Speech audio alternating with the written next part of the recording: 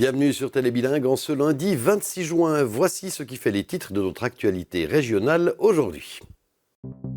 Un délit sexuel sur 2 n'est pas déclaré dans le canton de Berne. La police entend changer cet état de fait en renforçant sa campagne de prévention dans les écoles.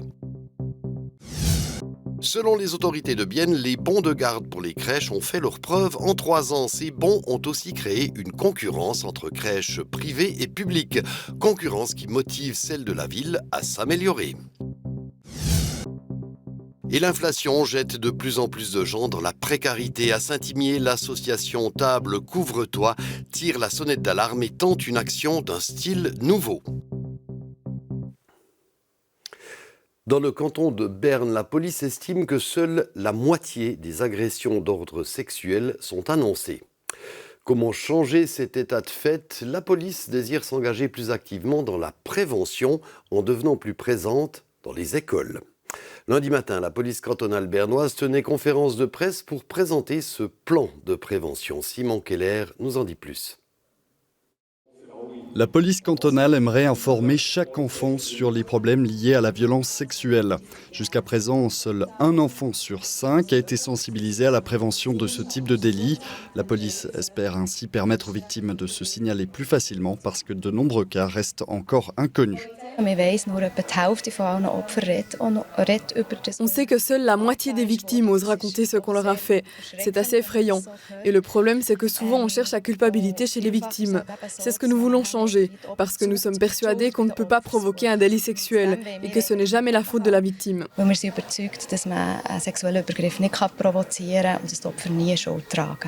À partir de la prochaine rentrée scolaire, la leçon « Ensemble contre la violence » figurera au programme préventif de la police cantonale. Et cette leçon, chaque élève devrait l'entendre en tout cas une fois durant sa scolarité. On connaît bien l'enseignement de la circulation, mais nous avons d'autres modules de la 6e à la 9e, comme les médias digitaux. On y étudie le sexting ou le cybermobbing. En 9e, on parle de délits sexuels et discriminatoires. Pour nous, ce qui est important, c'est d'apprendre aux jeunes à négocier les situations, à savoir où s'adresser si quelque chose arrive.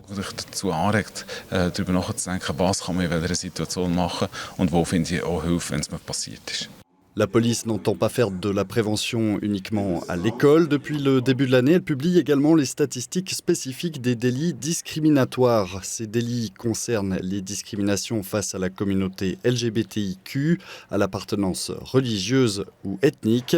Depuis le début de l'année, ce sont environ 5 cas par mois qui sont annoncés. La publication des statistiques présente 2 grands points positifs. D'abord, les chiffres nous disent ce qui se passe et donc où il faudrait encore faire plus de prévention. Ça nous a aussi permis d'améliorer le dialogue avec la communauté queer. Cela apporte beaucoup des 2 côtés, notamment pour développer la prévention.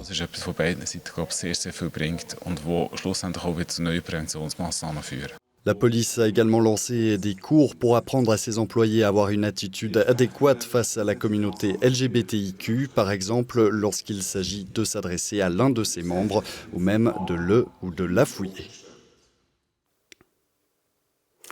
En 2020, la ville de Bienne instaurait le système des bons de garde pour les parents qui doivent mettre leurs enfants dans des crèches. Ces bons sont directement attribués aux parents selon le niveau de leur salaire et non plus aux crèches. Les parents peuvent donc ensuite les utiliser dans la crèche de leur choix, qu'elle soit publique ou privée. La ville a tiré ce lundi un bilan positif de ce changement de système, même s'il crée une concurrence plus ouverte entre les crèches publiques et privées.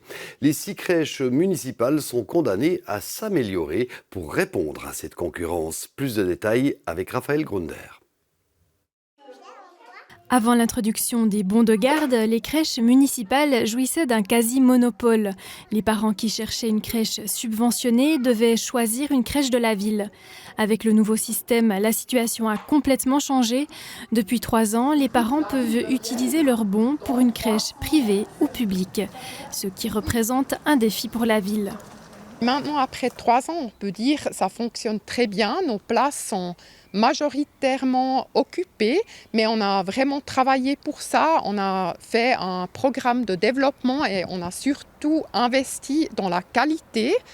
de l'encadrement qui est aussi un élément clé pour l'encouragement précoce. Afin d'améliorer la qualité de l'accompagnement, la ville investit dans un programme de développement des espaces intérieurs et extérieurs, comme ici, dans le home Redern, où une crèche a été installée en début d'année au 8e étage. À l'extérieur, un espace pour les enfants leur permet de développer leurs compétences sociales, créatives et motrices. Le développement précoce des enfants est très important pour les autorités. Parce qu'on sait que chaque franc qu'on investit dans la petite enfance, on peut l'épargner plus tard. Afin de rendre plus attractive son offre de crèche, la ville envisage de prolonger les heures d'ouverture, comme le font déjà des crèches privées, qui restent ouvertes jusqu'à 23 heures. Et évidemment, pour ça, il faudrait qu'on ait d'abord une perception de la demande, du vrai besoin qu'on a sur le terrain, parce que c'est des équipes différentes qu'il faut monter pour travailler le soir. Il faut vraiment penser le système de garde et d'encadrement, parce que ça suppose aussi des repas, ça suppose en fait différentes choses, et il faut qu'on examine tout ça. Mais c'est une réflexion qu'on a déjà menée, de voir s'il y a la possibilité et le besoin d'ouvrir plus large le soir. Afin que l'investissement pour une meilleure qualité soit rentable, il faut pouvoir compter sur une bonne occupation, ce qui est le cas pour le moment où les quelques 300 places disponibles dans les 6 crèches de la ville sont en grande partie occupées. Les entreprises devront montrer patte verte, c'est-à-dire être plus durables pour bénéficier d'une aide de la promotion économique du canton de Berne. Les demandes d'aide en ligne comportent à présent un questionnaire lié à l'impact environnemental des entreprises. Si ces dernières n'obtiennent pas au minimum un score de 25% de durabilité, elles doivent revoir leur copie et prendre des mesures pour devenir éco-compatibles. Les autres critères déjà pris en compte jusqu'à aujourd'hui restent bien entendu en vigueur. Une solution devrait être trouvée pour réduire le temps de parcours à pied en gare de Berne pour les voyageurs en provenance et en partance pour Bienne. Le Conseil exécutif a répondu à la motion qui avait été déposée par des politiciens mécontents de la région biennoise en mars en approuvant leur mécontentement. Les très longs quais 49 et 50 sont provisoires dans le cadre de la transformation de la gare de Berne. À terme, les trains interrégiaux en provenance de Bienne devraient arriver au centre de la gare de Berne, dans le hall des quais. Mais aucun délai n'a pour l'instant été indiqué par le gouvernement cantonal. Une vaste panne d'électricité a frappé le Jura bernois ce lundi. Les premières coupures sont survenues ce matin à partir de 10h20 dans la région de Tavannes, Reconvilliers et Sonsbeau. Le courant a pu être rétabli peu avant midi. Puis, en début d'après-midi, c'est Sonsbeau et Péry-la-Heutte qui étaient touchés par une nouvelle panne. Au total, des milliers de ménages ont été touchés. Selon les informations de nos confrères de RJB, ce sont des câbles défectueux qui auraient été à l'origine de ces pannes. L'inflation fait grimper tous les prix, ce qui a comme conséquence que de plus en plus de personnes se retrouvent dans la précarité et ont besoin d'aide pour s'en sortir au quotidien. À Saint-Imier, l'association Table Couvre-toi tire la sonnette d'alarme. Elle n'a tout simplement plus assez de produits de première nécessité à distribuer aux gens dans le besoin. Pour la première fois, elle a lancé une nouvelle initiative en se postant devant des grandes surfaces et en demandant aux gens d'acheter pour elle les produits qui manquent. Lucas Seidler était sur place pour nous. Est-ce que vous êtes d'accord de soutenir Table Couvre-toi ? C'est la première fois que l'association mène une action de récolte. Devant le magasin, les bénévoles distribuent des sacs pour que les clients puissent y mettre leurs dons, des aliments et des produits de consommation courante. Et à la sortie, l'association les récupère directement. Oh, c'est super sympa. Merci beaucoup. Merci. En général, Table Couvre-toi Région Saint-Imier reçoit 450 kilos par semaine d'invendus, de la grande distribution ou de commerces locaux. Des quantités en baisse alors que la demande augmente. Au total, près de 150 personnes, dont des couples et des familles, en profitent. Au niveau de l'inflation, coût des prix de nourriture, plus l'électricité, plus tout ce qui nous tombe dessus, assurance maladie, etc. Il y a des gens, ils s'en sortent plus, ça c'est clair. Les invendus ne suffisent plus à couvrir toutes les personnes qui viennent chercher de la nourriture. Donc on s'est dit cette année, on va essayer de faire une récolte de nourriture pour pallier à ce manque, quoi. Le constat est semblable au carton du cœur Bienne et environ. Les demandes ont augmenté depuis la pandémie de coronavirus. Plus de 2000 personnes bénéficient chaque année de l'aide de l'association. On a eu beaucoup de nouvelles familles qui ont fait appel à nous. Par contre, nous, on a une logistique qui ne permet pas d'agrandir le nombre de livraisons qu'on fait. On en fait 4 à 5 par jour, du lundi au vendredi. Ce qu'on a fait, c'est qu'on a réduit le nombre de fois que les gens peuvent nous appeler chaque année. Donc maintenant, on est à 2 fois par année. Au contraire, il y a quelques années où ils pouvaient demander 5 fois notre aide. Devant le magasin Coop de Saint-Imier, la générosité des clients paie et l'opération est un succès. C'est génial, quoi. On a un super retour, les gens sont très très généreux, très solidaires du travail qu'on fait. Parce que tous les gens qui travaillent dans cette association Table Couvre-toi, tout le monde est bénévole sur Saint-Imier. Environ 800 kilos de marchandises ont pu être récoltés selon la responsable régionale de Table Couvre-toi région Saint-Imier. Juste de quoi se permettre quelques semaines de répit. En Suisse, plusieurs espèces d'oiseaux sont menacées par l'agriculture intensive. L'une de ces espèces est le bruant broyé. L'association de protection des oiseaux BirdLife a lancé en 2015 une campagne pour tenter de sauver les rares bruants qui peuplent encore le Grand Marais entre les lacs de Bienne et de Morat. Et la campagne semble avoir porté ses fruits. Louis Beugli est parti pour nous à la chasse de cet oiseau rare.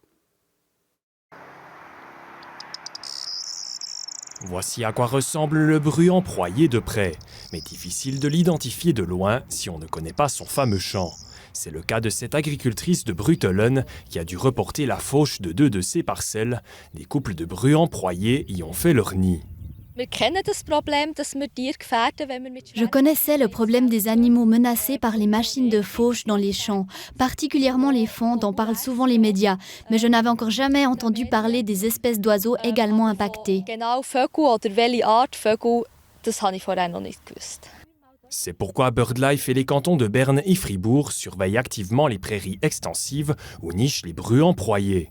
En 30 ans, les couples de ces oiseaux sont passés d'environ 500 à une centaine. Le problème, c'est l'agriculture.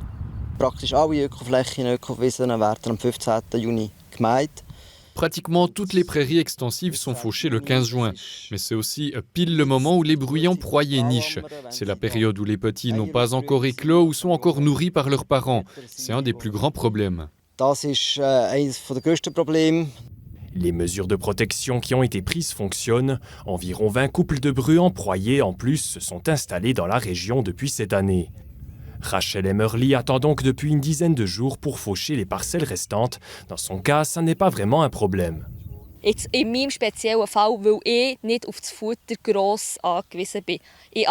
Personnellement, je ne suis pas dépendante du fourrage, mais pour les agriculteurs qui le sont, laisser une partie de ces champs intacts ne va pas du tout. Il faut du soleil si on veut faucher, et c'est embêtant s'il se met à pleuvoir, tout est mouillé.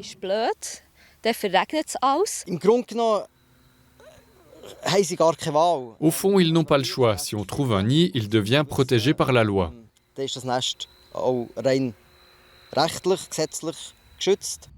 Des compensations cantonales sont prévues pour les agriculteurs impactés par une telle mesure. Rachel Emmerly ne devrait plus beaucoup attendre avant de faucher cette parcelle. Selon les observations de Luca Lombardo, les jeunes oiseaux ont probablement déjà quitté leur nid. Et voilà, c'est ici que nous refermons notre journal pour aujourd'hui. Merci beaucoup de l'avoir suivi. À demain sur Télé Bilingue ou à quand vous le souhaitez sur notre application en ligne ajour.ch.